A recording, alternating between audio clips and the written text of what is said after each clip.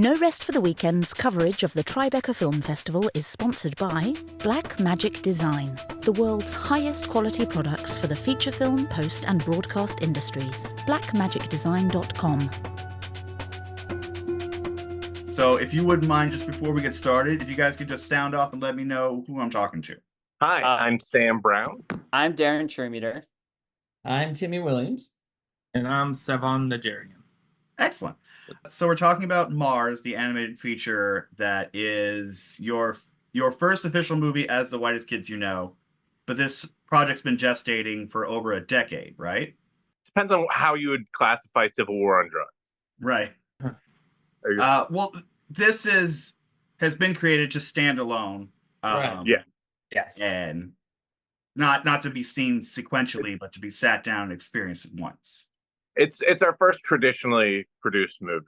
Yeah. I mean, I don't want to limit anyone's ability to say what they want to say because there's so many of you. But who wants to give me the abridged version of the gestation of this project? So I looked this up recently when this started in 2012. In the summer of 2012, the five of us, like coming off of finishing Whitest Kids, got together and we met and we started like pitching ideas for our next big project. And there was an idea of trying to do a sci-fi movie that would take place in a single location, and that evolved into this idea of doing a thing about like the first people to go to Mars. And we came up with the idea of having it be this like Willy Wonka type competition to go to Mars. And we like did like a spit draft of the script in that weekend, and then put it down, was like, oh, it's not right. And then over the next 8 years, like in between almost every project that like we would do, because like Zach, Trevor, and I like did like Comedy Central, and Timmy would do like, we did like a Comedy Central pilot and all these other like writing projects. We kept coming back to this Mars script, and we would do like full rewrites. And there were points where we were like, oh, maybe this will be good for whatever new streaming service is out there. Maybe we'll pitch it to them.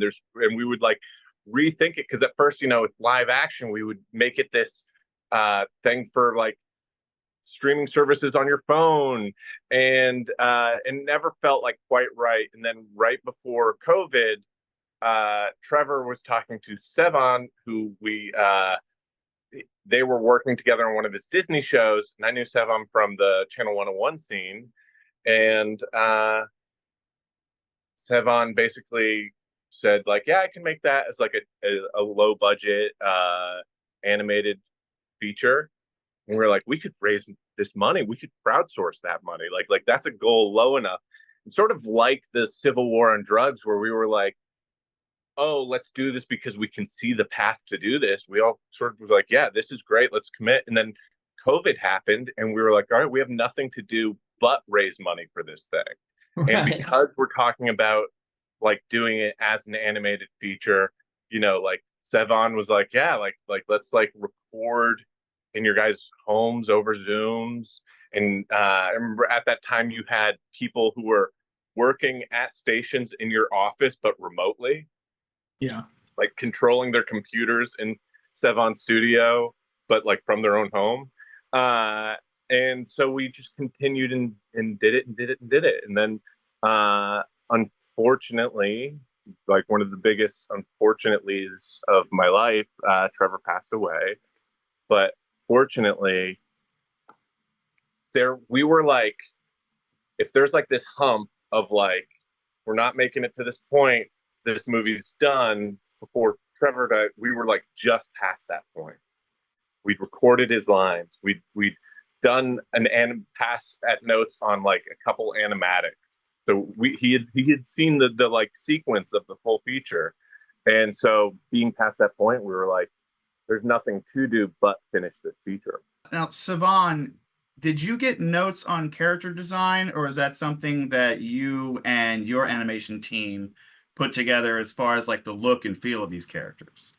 Yeah, I mean, we didn't get any notes. These guys were gracious enough to just give us full creative control, and I think we looked at it as like a sketch group and a sketch group playing parts in a role. So we kind of, designed it based on what the players in the sketch group would look like in those roles. Mhm. So we almost caricatured most of them, or at least a little bit, just to keep I guess for the fans more than anything, but also to service like a sketch group making a movie.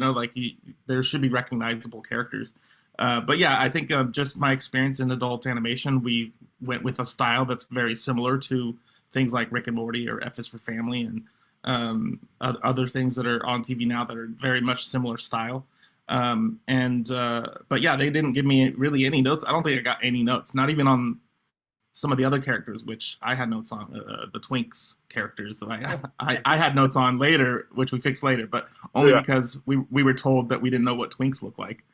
But yeah, I think giving us full creative control really allowed us to just make a cartoon efficiently, and it's always nice to not get notes from above to like change everything that we had in mind, and it was very smooth process as far as that goes. So yeah, I'm really appreciative of them letting me have that creative control. Now, did any of you guys look at your character designs after the fact and think aloud or send an email going, "Is that what I look like?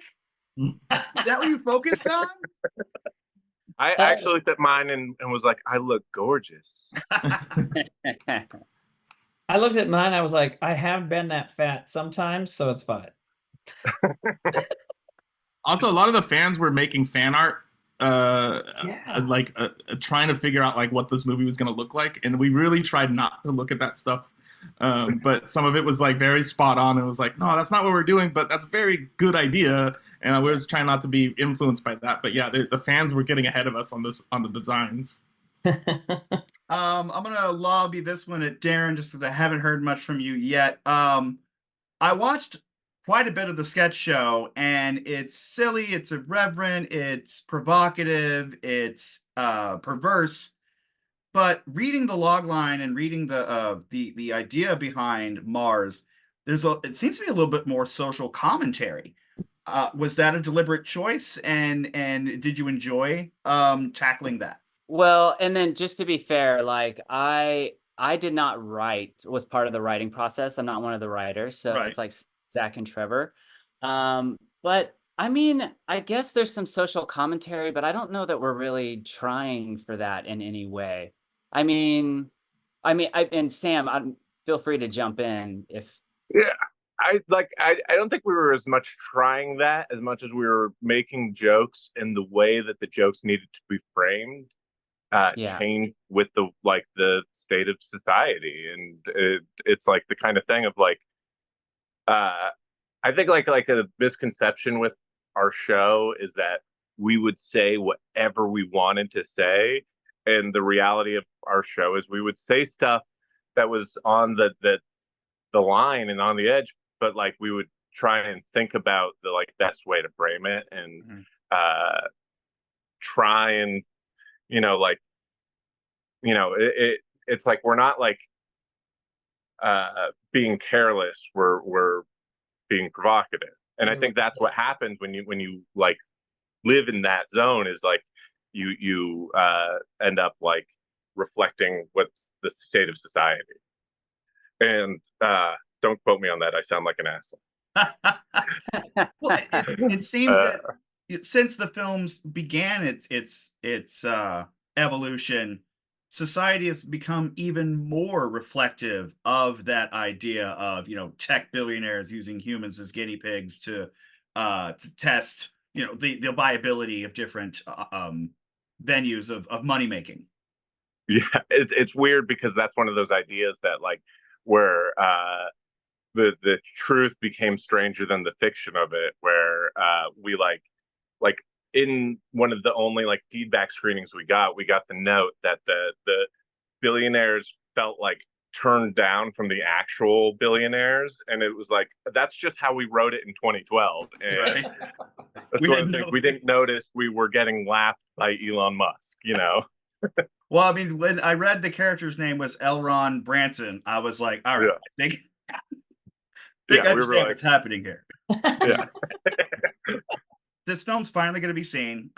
Working on it for a long time. It's obviously a loving tribute to Trevor and the work that he put in. Do you guys see possible as this a possible jumping off point for maybe more animated features, maybe an animated show? What's the future hold for you guys? That's the funny thing with the futures. Who knows? Like I think this is like one of those things where yeah, I mean, like we have this amazing thing, and unfortunately, like it's going to be really hard to collaborate with Trevor again. The funny thing is that like this collaboration with him has felt like it has gone on like after he passed away, and there is that realization that like that he'll always be there with us, and that will always be a thing. And I think we always like to put things into boxes and be like, all right, this is the end of this, and this is the beginning. But it's like everything kind of goes in, what direction it goes in. And I think, yeah, I think that the fact that we're here means that something will come of this in the future, and some sort of, like, hopefully people like this, and with any success of this, we'll be able to transition and do more stuff of that vein. We only have a few minutes left, so I just want to get a few words from each of you about the impact of having this premiere at Tribeca. So we'll start with Timmy. It's still just kind of unbelievable to me. I mean, it's just so cool. We all we all lived in New York for a long time. We were all kind of movie dudes, film school for a lot of us and stuff like that. And so Tribeca is one of those things, it's like, holy shit, we're actually a part of it. And also for the way that it happened, which is just crowdfunding and COVID, recording our voices each at our own homes and stuff like that. It's just kind of amazing to see that it's actually become this real thing at a real festival. We're getting a red carpet, and it's just amazing to me. For me, like we've all left New York, and we all lived in New York, and we busted our ass like making comedy shows like every weekend for 3 years, and we all worked Monday through Friday, and then we wrote a new show all day Saturday, rehearsed it all day Sunday, did the show Sunday night, and then went back to work on Monday morning. Like we did that for 3 years, and I live in London now, and just flying in and like seeing New York again and walking around on the streets, and I'm just like, I'm back. And like, Yeah. we're all back. Like Tribeca brought us all back to New York to like have this special moment with New York, and that's what I'm most excited about. Yeah, Tribeca's a huge festival, and I didn't expect. I was thinking we were going to premiere at some animation festival, and all of a sudden this big film festival wants our movie, and I'm like, whoa, we made a film. Like that's when it really kind of clicked. I thought we were just making some comedy cartoon, but we actually made a film, and I think it's going to be celebrated at a place that I've been. I never thought I'd have a film in Tribeca, but like I've always known about Tribeca, and so like it's just a trip to like be involved with it now, and I'm really grateful that they see the merits of the movie beyond comedy, beyond cartoon. It's an actual film, so it's a trip to be involved with it. It is like such a relief that like it does seem to bring some validity to this being like a film, and I think that's so amazing. And so I say relief because it's like when Trevor passed, it was like definitely a possibility that we could not finish this, but like that it feels like we've like made it at least to some marker. And then to repeat what Darren said, I mean, New York, like as soon as you're like, I'm thinking about moving out of New York has someone there to replace you. Like it's a city that just like moves on, changes so fast. And to have us be invited to come back and do Tribeca feels like, I feel like Sally Field. I'm like, you guys remember, you like us. You really Local like us. boys do well. Yeah. Well, we're out of time. I'll be at the festivals. I'll be running around. Hopefully I'll run into you guys. Oh, say hi. Yeah. So I'm in New Jersey right now. After this, I'm hopping on a bus. So I'll see you guys there. Best of luck to you. Thank you so much for today. This is the BTRP Media Network.